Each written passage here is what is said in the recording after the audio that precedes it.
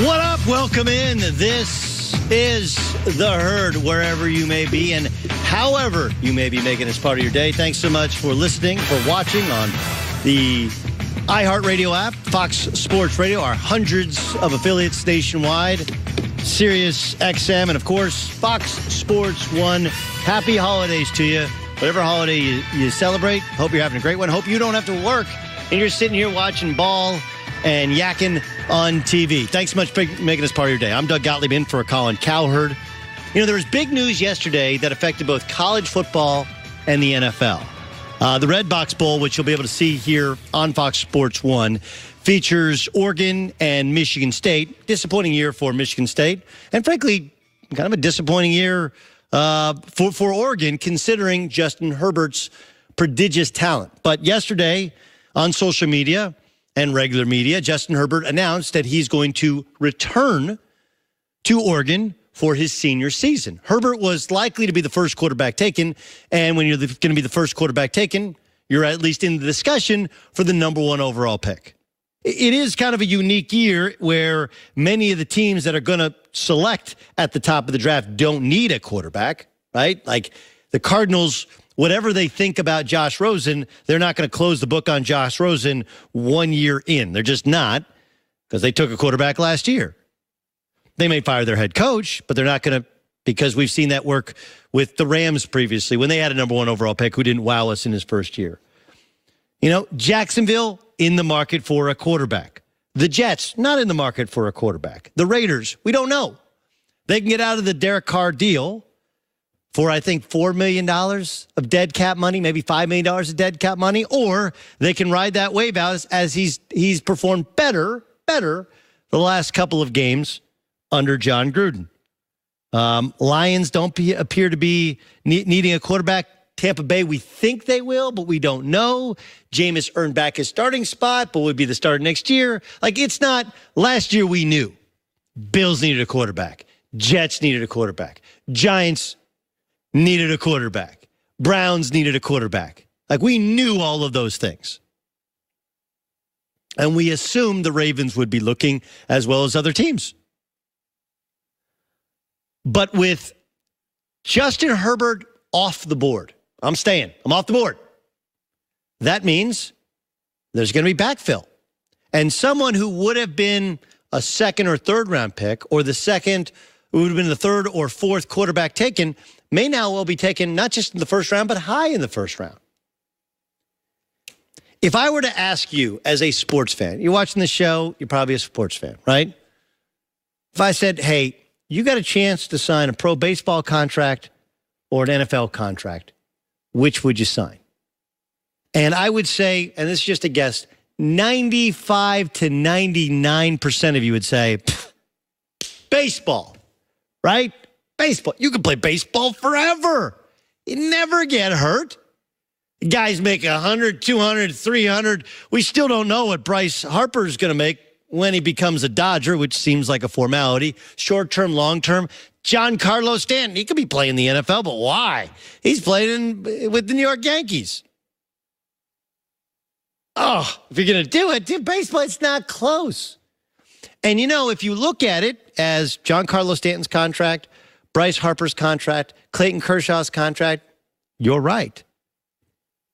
But that's not actually the question. Would you be a first-round draft pick as a quarterback or sign as a first-round draft pick as a baseball player? Here's the thing. The common misconception is baseball players make a ton more money. And on some level they do with 100% guaranteed contracts. The Albert Pujols contract, you pick the famous Mike Trout's current contract where he makes $30+ million. His next contract's going to blow all those out of the water.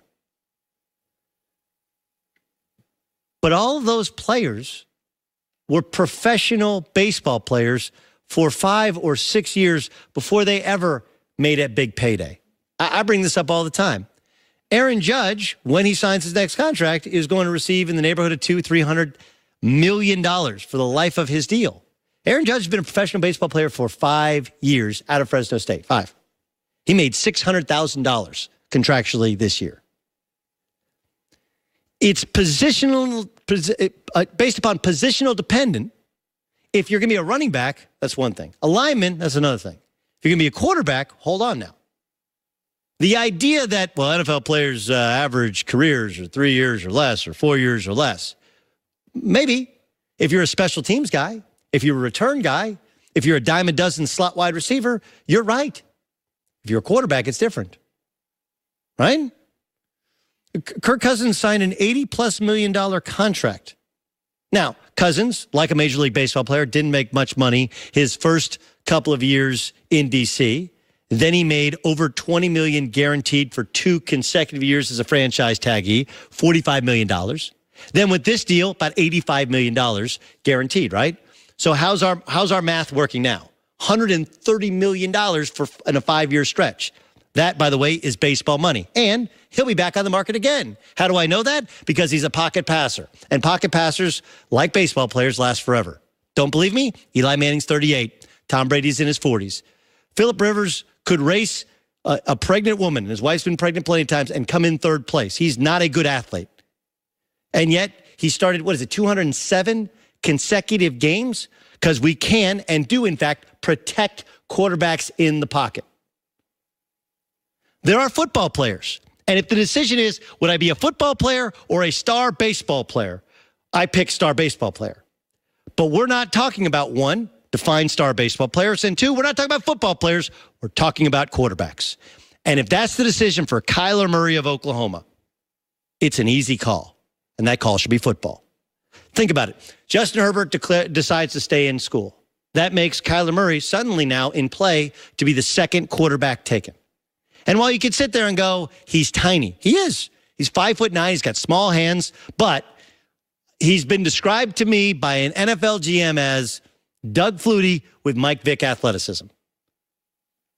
A great brain for playing the position, son of a coach, played at 2 big-time schools, and, of course, won the Heisman Trophy in the air raid system, which has produced Case Keenum, who, even though I think he's overpaid, I don't think the Broncos made the right decision. He's still a starting quarterback in the NFL and has produced Baker Mayfield. All these guys are going to be undersized air raid guys. Maybe he's too small, but somebody's going to make that mistake. And he's going to get 4 years of guaranteed money, and here's the kicker. If you sign a contract to be a baseball player, which he has already signed, it's $5 million guaranteed. He is not a Major League Baseball player. He's owned by the Oakland A's, who some would say are not a Major League Baseball team. But he's not guaranteed to be in the major leagues.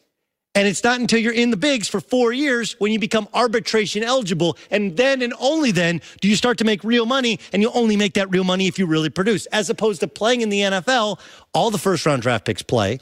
And by the way, any of this nonsense that NFL contracts aren't fully guaranteed, that's not true. First-round draft picks contracts are fully guaranteed through the first 4 years. How many times do we have to see a team say, hey, we're not going to sit this guy. We're going to redshirt him. We're not going to play him, and then they play him. He may fail. Like, look, the Browns didn't even give Baker Mayfield first-team reps in training camp. Didn't let him play with the first team because they wanted to redshirt him. They wanted to Pat Mahomes him. Let him learn. Right? But at some point, you're going to play him. And he's going to be paid. And during the first 4 years, he'll get to see if he's an NFL quarterback. And if you can be a viable NFL, you don't even have to be any good. How many years has Blake Bortles held on for? And by the way, how much money does Blake Bortles make? $18 million. Fully guaranteed. And guaranteed next year. Oh, listen, marginal baseball players make a killing. So do marginal quarterbacks. And the difference is, when you're drafted in the NFL, you play in the NFL. When you're drafted in Major League Baseball, you go to the abyss of the minor leagues.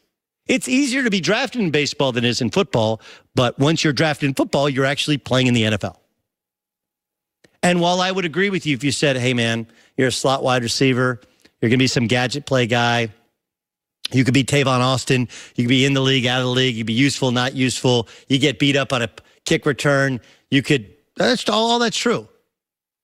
But if he can learn to play from the pocket or roll out from the pocket like Russell Wilson, you can play for 20 years. If you don't believe me, we got a bunch of marginal athletes that are lighting up the NFL, throwing for 3,000 and 4,000 yards in their 15th through 20th season in the NFL.